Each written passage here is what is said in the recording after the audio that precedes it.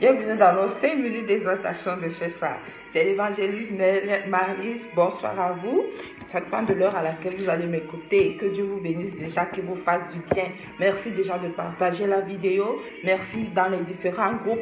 Merci d'aimer, merci d'écouter jusqu'à la fin. Et merci d'accepter Jésus-Christ dans votre cœur. Aujourd'hui, notre exhortation se trouve dans le livre d'Ésaïe à partir du chapitre 58, à partir du verset 6 à 11. Nous allons parler du jeûne auquel Dieu prend plaisir. Parce que beaucoup de personnes, plusieurs personnes ont l'habitude, quand ils ont des problèmes, soit les pasteurs, soit les prêtres, soit eux-mêmes, soit les proches leur conseillent de prendre des jours de jeûne. Tu dis, ok, pour ce problème, tu peux prendre 3 jours.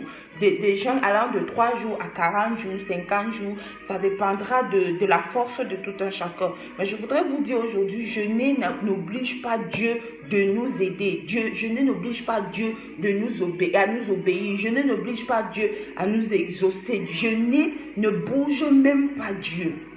Notre jeûne ne bouge pas Dieu. Le vrai jeûne même, quand tu dis même que tu jeûnes, c'est pour te rapprocher de Dieu. C'est pour humilier ta chair. Quand tu te sens même faible dans la foi, tu as besoin de te ressourcer de la présence de Dieu. Là, tu peux prendre ce moment de jeûne. Tu as besoin de la force, tu as besoin du pouvoir. Mais pour un problème, tu n'as pas vraiment besoin de jeûner. Parce que jeûner ne va pas bouger Dieu. Ton jeûne ne va pas bouger. Il dit, voilà le jeûne auquel il prend plaisir. À partir du chapitre 6. Voici le jeûne auquel je prends, du verset 6, pardon. Voici le jeûne auquel je prends plaisir. Détache les liens les chaînes de la méchanceté. Détache les chaînes de la méchanceté. Détache la méchanceté, ce que tu fais de mal. Tu connais, je n'ai pas besoin de te faire un dessin là. Tu sais ce qui est mal, tu sais ce que tu fais de mal. Détache les chaînes de la méchanceté. Laisse la méchanceté. Voilà le jeûne auquel Dieu prend plaisir. Renvoie de nous les liens de la servitude. De nous, libère.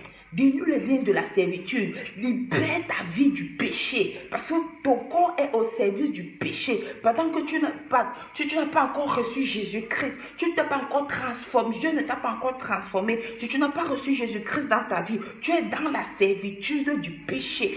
Ton corps est asservi au péché. Il dit, de nous les liens de la servitude. Renvoie libre les opprimés. Combien de personnes as-tu gardé dans ton cœur? Des gens qui t'ont offensé, des gens qui t'ont fait du mal. Je sais, ça fait mal, mais tu les as gardés. Tu as au moins 10 prisons, 5 prisons. Tu as 100 prisons en toi. Des gens que tu gardes en cache.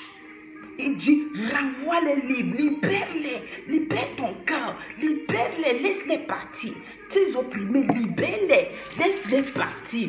Partage ton pain avec celui qui a faim. Partage ton pain.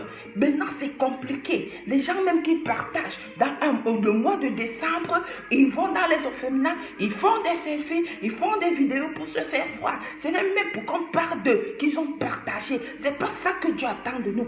Partage. Tu n'as pas besoin que la main gauche sache que tu as donné à la main droite. Partage ton pain avec celui qui a faim. Fais entrer dans ta maison le malheureux sans abri. Le malheureux sans abri. Il n'a pas de maison. Je sais que le monde, les hommes sont devenus très méchants et que c'est difficile de faire confiance à quelqu'un, de le faire entrer dans ta maison, parce que ce qu'ils vont faire même, ils te rendent toujours le bien pour le mal. Mais tu peux faire entrer. Si tu ne peux pas les faire entrer chez toi, tu peux les reloger. Tu peux leur trouver un local. Tu peux les trouver où ils vont habiter. Il dit, fais entrer le malheureux dans ta maison. Si tu vois un homme nu, couvre-le. Nous avons combien de nous ont des centaines de vêtements? Il y a des centaines de chaussures. Nos enfants ont combien? Et on jette nos vêtements, celui de nos enfants, celui de nos maris. Nous jetons.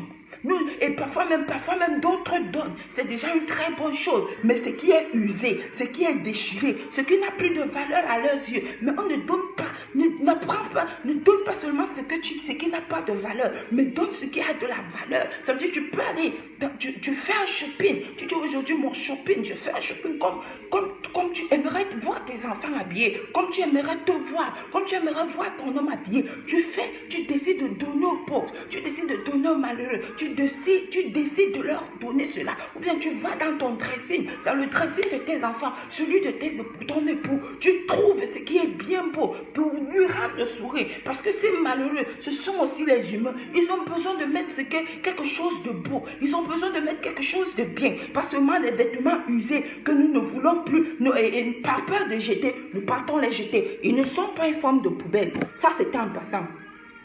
Il dit, alors, si tu vois un homme nu, couvre-le, ne t'en détourne pas. Voilà, si tu vois un homme nu, combien d'enfants dans ton quartier marchent nus, tu te moques d'eux. Parfois même, si tu vois un homme nu, couvre-le, couvre-le. Alors ta lumière poindra comme l'aurore. Ta lumière va germer, ta lumière va briller.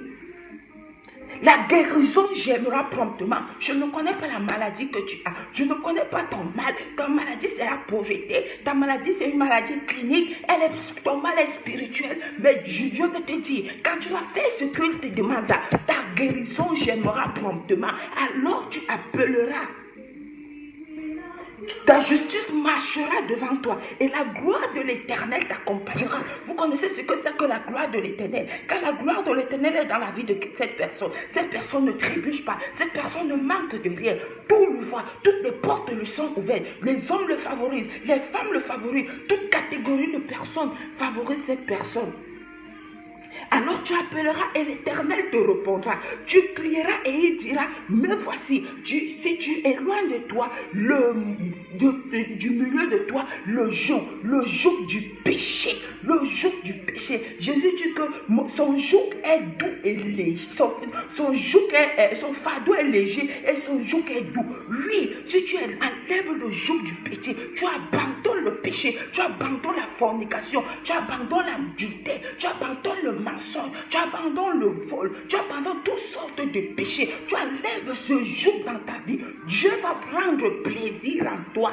Dieu va prendre plaisir à t'écouter. Avant même que tu ne dises, aïe, Dieu t'aura déjà exaucé. Les gestes menaçants et les discours injurieux, à l'heure des réseaux sociaux, c'est grave. On insulte tout le monde. Même celui que tu ne connais pas, on va t'insulter. Arrête des discours et des gestes menaçants et des discours injurieux. Que ce soit en politique, que ce soit dans la vie sociale. Arrêtons cela. Si nous voulons que notre lumière, notre guérison j'aime promptement, que nous soyons des personnes bien dans notre vie, dans nos finances, dans nos affaires, dans nos lieux de service. Nous voulons être élevés. Voilà ce que nous devons faire. Pas le temps, passer le temps à faire la grève de faim. On dit qu'on jeûne. Tu jeûnes à 18h. Après 18h, tu es même dans le jeûne. Tu es rempli de méchanceté. Tu es rempli de rancune. Tu es rempli de haine. Tu es rempli de péché. Tu attends même seulement de dire Amen pour aller commettre. Dieu ne t'entend pas, Dieu ne te regarde pas, il ne gère pas ça. C'est ça qu'il n'est même pas obligé de te répondre. Tu vas jeûner 20 ans, il ne te répondra jamais. Pourquoi? Parce que tu ne fais pas ce qu'il entraîne, ce qui t'attend. Tu n'es pas là où il t'attend. Tu n'es pas en train de faire ce qu'il t'attend. Si tu donnes ta propre subsistance à celui qui a faim, combien de fois nos mamans et nous-mêmes, nous avons les cuisses de poulet, nous avons la nourriture à la maison. Parfois nos enfants même ne mangent pas, les enfants des riches même ne mangent pas. Les ménagers passent le temps parfois à jeter. Parfois même tu ne veux même pas que ta ménagère fasse emporte la nourriture. Vous jetez à la poubelle. Pourtant il y a les pauvres qui mangent, qui partent ramasser à la poubelle, qui dorment sans manger. Je sais de quoi je parle. Donne ta nourriture à celui qui a faim. Si tu veux que Dieu t'exauce, si tu veux que Dieu change ton histoire, si tu veux que Dieu te guérisse, si tu veux que Dieu change ta destinée, si tu veux que tes affaires marchent, si tu veux être promis, donne ta nourriture à celui qui a faim. Rassasie l'âme indigente, prêche l'évangile, annonce Christ, témoigne de ce que Dieu a fait pour toi, témoigne, parle de Christ, parle du salut aux âmes. Parle du salut aux gens, du salut de Dieu, de ce que Dieu est capable de faire, de ce que Dieu est capable de faire dans une vie quand il y en. Parle. Et Ta lumière se lèvera sur l'obscurité et tes ténèbres seront comme le midi. L'Éternel sera toujours ton guide et il rassasiera ton âme dans les lieux arides. Tu seras comme un jardin arrosé, comme une source dont les eaux ne tarissent pas. Voilà le jeûne auquel Dieu nous attend. Voilà où Dieu nous attend. Pas faire des jeûnes, pas faire de neuvaines, pas faire de 21 jours de jeûne dans la haine, dans la méchanceté. Voilà où Dieu nous attend. En cette année, avant la fin de cette année, prends la décision de faire ce que Dieu t'attend. Prends la décision de suivre Jésus-Christ. Prends la décision de le servir. Prends la décision d'obéir. Reconnais qu'il est mort pour toi et abandonne-toi entièrement à lui. Fais ce qu'il te demande. Tu viendras rendre témoignage. Et puis moi, je rendrai ton témoignage. Ou bien toi, tu rendras ton témoignage. Et après cela, des générations rendront ton témoignage. Des générations entendront parler de toi. Merci déjà d'écouter cette vidéo. Nous avons fait plus de 5 minutes.